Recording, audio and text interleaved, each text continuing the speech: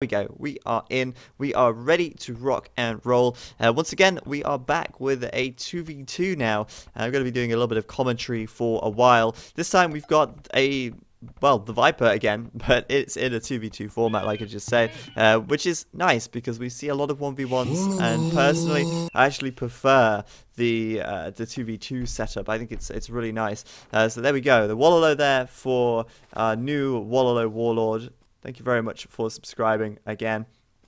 So, yes, we've got the Viper in the yellow up to the very north of the map, playing as the Franks, and his teammate in the green is Shameless, aka Gene, playing as the Celts. He is up to the west of the map. So these guys are sort of, you know, over to the right side, over to the north and to the right side. And their opponents in the very far corner of the map and the far east of the map. Sorry. Haha. Wow, I'm so tired, obviously, that I do not know my east and my west anymore. This is not the west of the map, is it? This is obviously the east of the map, and that is where the Viper and Shameless are playing. Over to the west of the map then. Let's get it right this time. In the pink, or purple, depending on how you perceive this color to look, we have Lojza playing as the Celts. Lojza, the Czech player, who is... well, he kind of came out of nowhere a little while ago, and he's been playing fantastically well since then. So he's there in the purple, and down to his south in the blue, we've got No Re, I Go Eat, the famous nickname of 8thWonder, who is playing as the Frank. So it's a Frank plus Celt mirror matchup. And I think this should be a nice one. I think Ghost Lake often lends itself very well to some interesting games, especially because it's a little bit more difficult to wall across the front. So you either see a lot of walling, a lot of difficult walling, or you see, you know, kind of like more aggressive, open, feudal play. Sometimes you can see rushing on this map and getting in there before the wall off even is, you know, a viable option. So I like this map because it does favor a little bit of aggression, and you can't build in the middle either. So any forwarding or anything like that has to be really super aggressive, which is also very exciting to watch. It makes for much more exciting maps and exciting games. I actually think that Ghost Lake is one of my favorite standard maps. Actually, I would go as far as to say that I think it's one of my favorites. I've seen a lot of great games on this map even, and I think, you know, I think it's up there with my favorites. So yes, I don't have any no snow patch on or anything like that, so hopefully you guys don't mind being blinded by the snow either. And look at this, Gene try to steal 8thWonder's boar, and I know the Viper and 8thWonder have a little bit of a rivalry. I know that they've often flamed each other a lot in the past, especially, well, yeah, just basically they flamed each other a lot in the past. We'll leave it at that. And I think Gene here jumping on the bandwagon with the whole rivalry thing here and stealing 8thWonder's board just for good measure. Why not? But 8thWonder, good job getting in there with his scout cavalry, and that means that boar steal will fail, and Gene is going to lose it. That boar going to walk, or trot rather, all the way back to 8thWonder's base, and that's absolutely fine because he is bringing in his first boar now anyway, and it's not like it's going to delay this boar or anything like that. And if anything, it's actually going to put Gene at a disadvantage here because he will lose that scout cavalry. And whoa, that ice is so bright, isn't it just? So yeah, like I said, I love this map a lot, and you'll notice that players actually really quickly went onto the ice here. We have a look at their scouting. You can see, okay, a little bit of scouting around the base and then straight out across into the center of the map. The Viper, a decent amount of scouting around his base and actually scouting his teammate here, which is rather unusual. Now, if we look at Lojza's, you know, done quite a small amount of scouting around his base, and he's tried to go straight out into the middle of the map here, and you know, he's scouting the ice, and the reason for that is because there are a lot of sheep on the ice, sort of stray sheep that are available for capture, and Lojza seems to have picked up a couple of them already, though he is being the... oh, never mind. I was going to say he is being the gentleman and sending them to the Viper, but no, he is going to just, I think, take them back home, which is all well and good, I guess. 8thWonder probably going to intercept them. and capture them anyway. So having a quick look at the sheep count at the moment, the Viper's got 5. Gene also has 5. 8thWonder has 4, taking those ones now under his TC, and Lojza has, well, 6, with a couple more heading over. So oftentimes it is really valuable to scout the center island, well, center lake pretty quickly, the center patch of ice, because those stray sheep definitely give you a little bit of a helping hand, especially if you are going to do a drush, which is what Gene seems to be doing. In fact, never mind. Is he going to drush still? Is he actually going to drush now? He's built that barracks like 8 minutes. This is a really late drush, actually. I was going to say, that barracks seems to be coming up pretty late. And yeah, I mean, that's going to be hell of a late rush, actually, and I think 8thWonder got his scout milling around as well. He might actually spot that barracks out. He also has a drush of his own incoming, and it is granted a little bit later, but these guys, I don't know, messing around with the scouts and boars, maybe it slowed them down a little bit there. But, you know, actually, no. What am I saying? I was looking at those barracks. I was like, how are they so late? I mean, Lojza is really, you know, much faster in this situation. The Viper as well, much faster. So 8thWonder and Gene here, a little bit slower with their drushes, but they weren't that slow. The reason why I got a little confused there, so I was looking at the time, thinking 8 minutes, but that's when the barracks was already completed. Usually 6 minutes 30 when the barracks starts going up, and if they're a little bit slower on that, then 8 minutes is when it's going to pop up, so that does make sense. Viper there, nice micro against Lojza though, actually. Really good micro from him. It looks like he might take down all of those militia, but oh, Lojza coming in with his scout, and that's going to change things up pretty quickly. Viper could probably have got away with killing that militia there, but he will lose his final militia thanks to having his scout out of the picture. But if you saw what Viper did there, he actually took his weak militia out, moved it round to the back, and then came in later to attack without losing his low militia. And that is exactly what my micro video covered, and that is exactly shown there in practice, which was great to see, actually. And that's the Viper just showing that off for you. Not really showing it off, I guess. It's not a really difficult micro maneuver to do, but it can make all the difference. And if that scout from Lojza didn't come in, Viper may have, well, he would have even won that fight very easily. Now, Gene is in a bit of a disadvantageous position at the moment. His scout here has lost a bit of health already thanks to trying to steal that boar. Gene is trying to focus down 8thWonder's scout. He is going to end up getting his own scout focused, and then that should be an easy win now for 8thWonder to clean up this rush now that he's got his scout in there. But it looks like he's going to lose his scout as well. One hit from that militia, and both scouts now going down. That's not ideal. Losing those scouts pretty quickly is rather unfortunate and not ideal in the slightest. I mean, you want to have those scouts up so you can see what your opponents are doing. Viper at the moment has his scout up, and that's great because he can kind of keep his eye on Lojza. The faster movement speed means he can avoid the militia, well, faster versus infantry, that is. And of course, he gets to keep his eyes on the field, a little bit more line of sight as well. So that's good for him. 8thWonder, though, with these two militia now, could still do a little bit of damage towards Gene. Though Gene is actually walled up. Shameless here, completely walled at this point in time.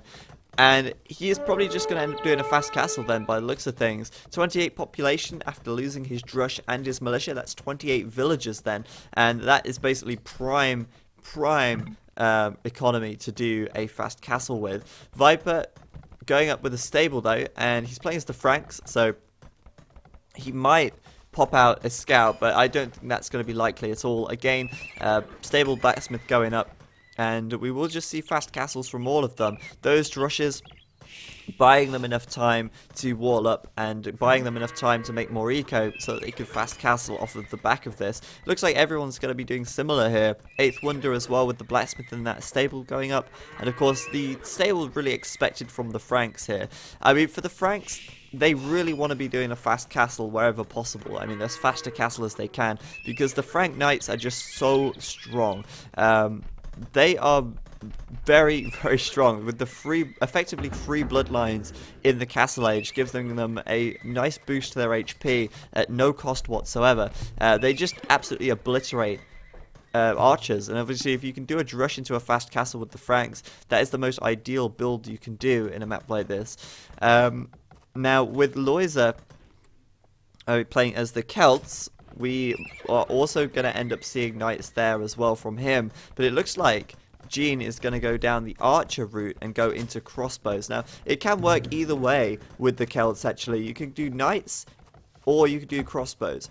Now I personally think that crossbows work better as long as you can mass them up, because with the crossbows, with archers into crossbows, you're not affecting your economy quite as much. You don't need the food to actually make the crossbows. So with the crossbows only costing the wood and the gold, you can still make villages as well and actually keep your eco ticking over really nicely whilst you're still producing a large amount of military units.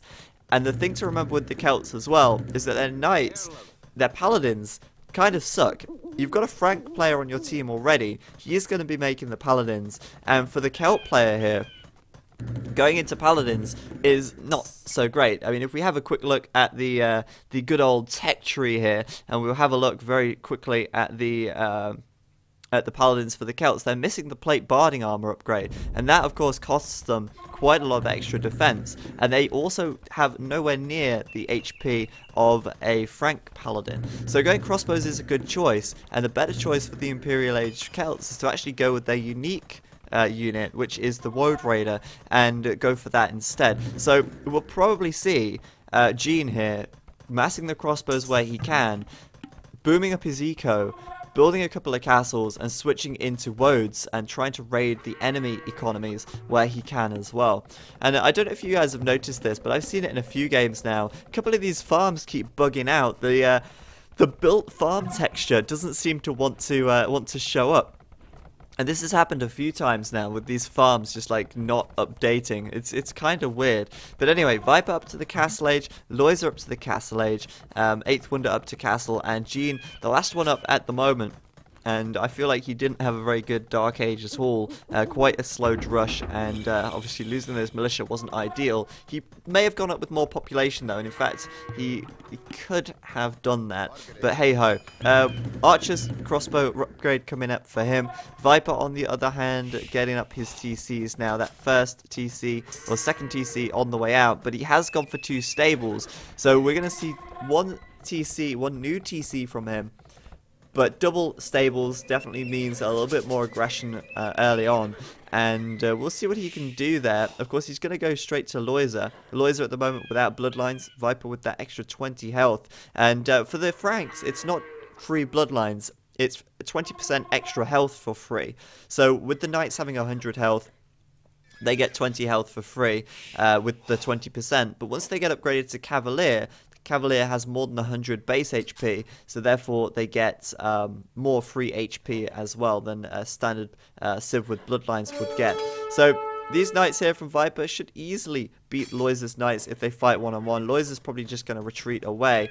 Meanwhile, Jean's pushing out as 8thWonder comes in, and these guys just skimming by each other constantly. They're just slipping by, just out of sight, and that's kind of unfortunate because Jean could have probably done with having his crossbows back here. He's going to have to quick wall behind here, wall it up, make sure that 8thWonder doesn't get into his eco with those knights at all, as best he can.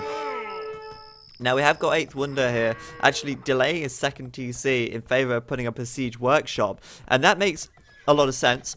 The siege workshop here is, of course, going to pop out a mangonel, and with Jean doing double archery ranges and crossbows at the moment, that mangonel could have a huge impact. Not only that, but he's walled himself in so thoroughly that if we have a look at his fog of war, this mangonel shot coming over here, going to kill 2 or 3 villagers perhaps? No, wow, just killing the one and weakening a couple. But I'm actually very surprised that the 8thWonder didn't pick two villagers there. You would have thought that he would have done that.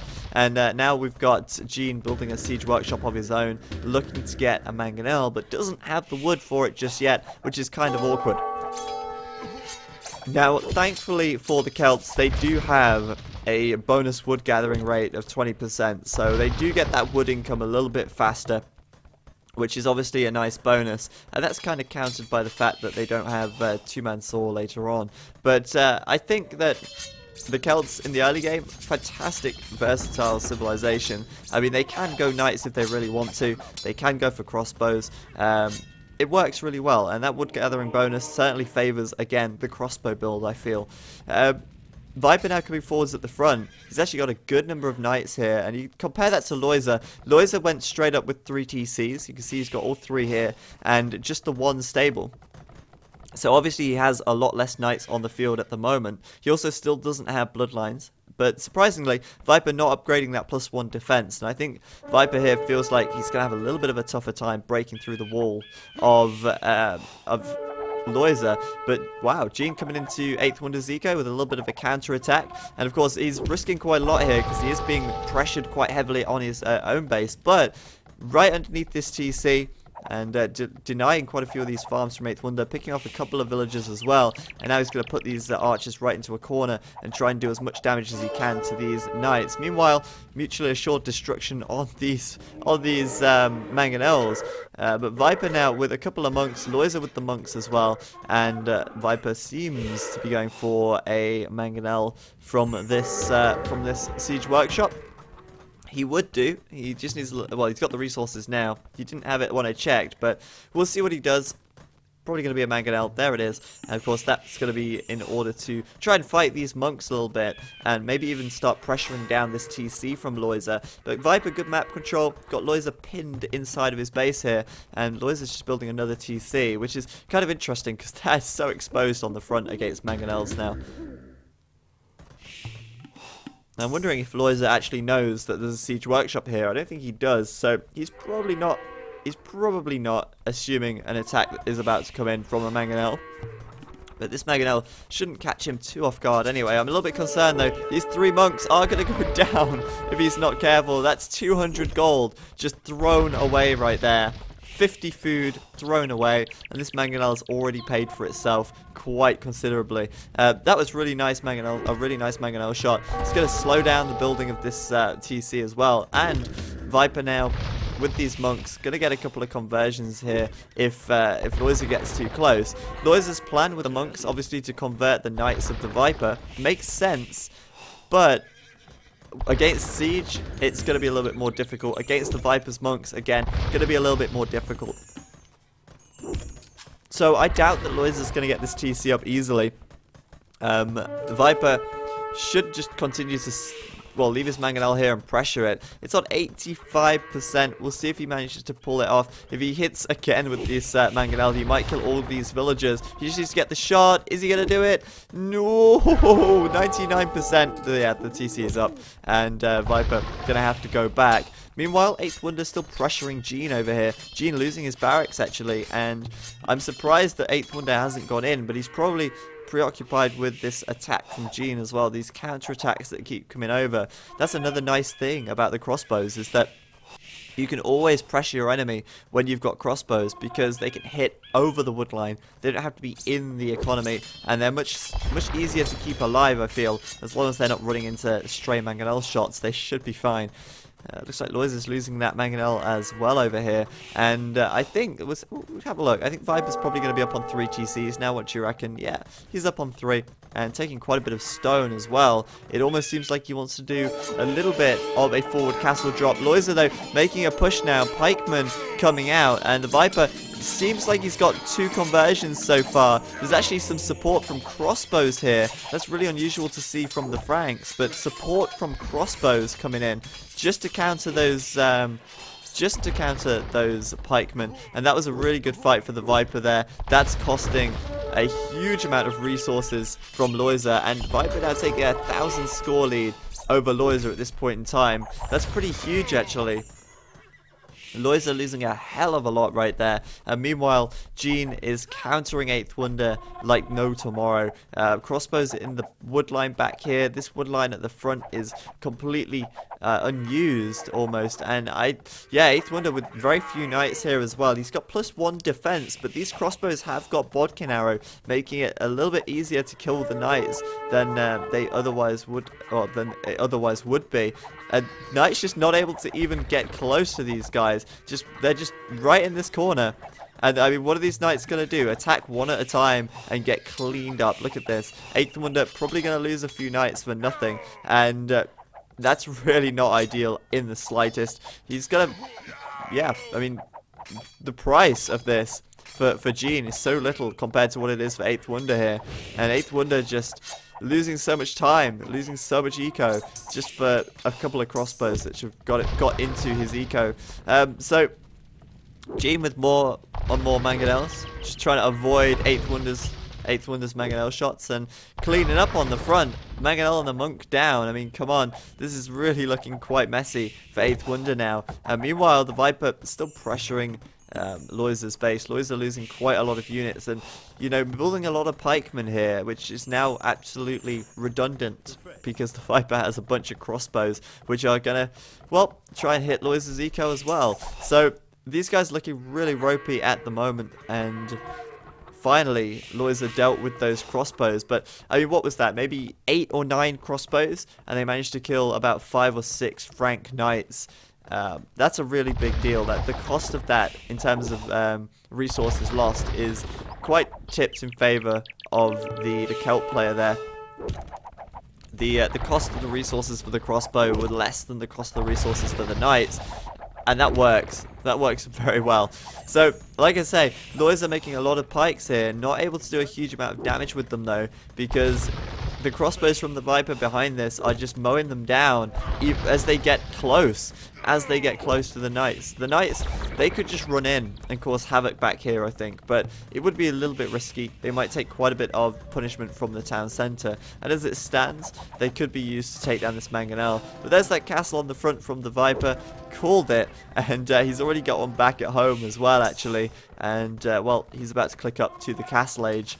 The Imperial Age as well, just 125 gold away. And oh, not a bad mangonel shot there from Viper as well, doing a little bit of damage to these pikes. You know, these guys are actually unupgraded. Viper could just win this fight now, I think, one-on-one, even against the pikemen, because they have no upgrades. The crossbows are here as well. They're going to do a little bit of extra damage. And Viper getting in the back, and wow, I don't know if you guys saw that micro there. I don't know if you saw what he did. He ran in with the knights, baited the pikemen to chase him, because of course, if you've got a bunch of pikemen, you want to engage the knights. If your opponent is going at you with knights and you've got pikemen, you're like, yes, come at me more. Let me just kill you with these pikes. But what he did was he pulled his knights away, and Lojza's pikemen followed, and then he split some of his knights off and sent them behind to kill the mangonel, and then he got out with all of his knights still alive. That was absolutely fantastic, and that's the kind of play that sets him apart. So really strong micro, and of course then he cleaned up the pikes anyway with those trusty crossbows. So Gene at the south here, on the right side even, booming up his eco at the back. He's had a much slower boom this game, but he is getting up a 4th TC now. He has got up a 4th TC, a little bit slower up to the Imperial Age, and I wonder if anyone else is up. Yeah, Lojza is up as well, and that doesn't surprise me. He has got a big eco back here, but kind of like me in that last game, I had a big eco, but I had no army. I had no answers to what the opponent was doing. In that first game that I played earlier as well, my god, when I was trying to research the Imperial Age, my opponent was already up and killing me with bombard cannons. Yeah, that's kind of how Lojza must be feeling right now. Pretty frustrated at having a huge Viper army outside of his base. So that castle's up, and that castle has been built with 1 villager this entire time, which is kind of funny. And that's just for a little bit of forward pressure as well here. Gonna just add a little bit more pressure on. Of course, the Franks, with their much cheaper castles, they are fantastic, and they can just plonk them down all over the place because they cost next to nothing. There's another one going up, like I said, and Lojza now up to Imp as well. Viper probably going to be getting out some trebs pretty quickly, you'd think, but at the back he's building the throwing axeman. At the front he's making the trebuchet, and Lojza now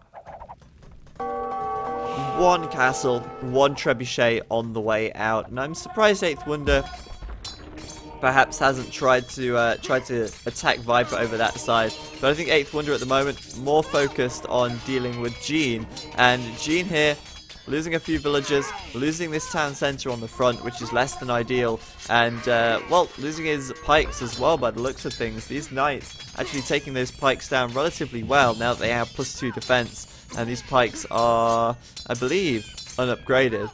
So that castle from Jean going up on the hill, but 8thWonder's already there.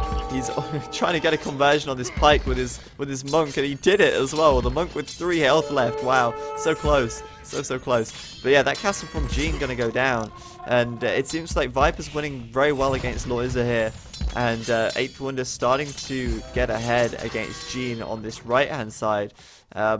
But let's have a watch at this fight now. Viper's still not got +2 defense on these knights, but he's running in there, looking to take down those trebuchets, kind of using these knights as cannon fodder.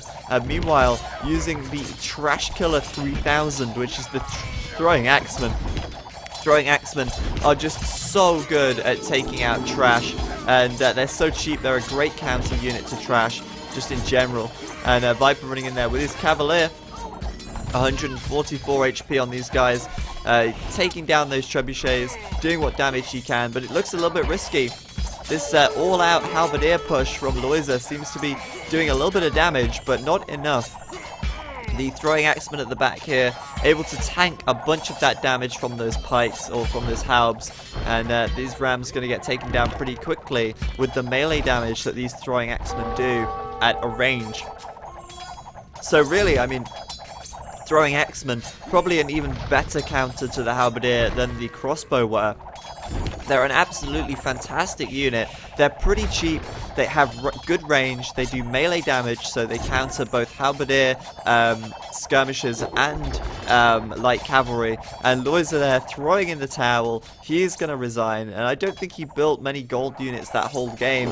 8thWonder shortly to follow. It's a little bit of a shame because 8thWonder was actually making really good headway, gaining a lot of ground against Jean on this right hand side, but he wasn't able to spare any units to help Lojza out up here. And I kind of feel like Lojza just got absolutely ruffle stomped almost. The Viper's throwing axeman, elite throwing axeman coming in and cleaning up really. 5 range, melee damage, it's so strong.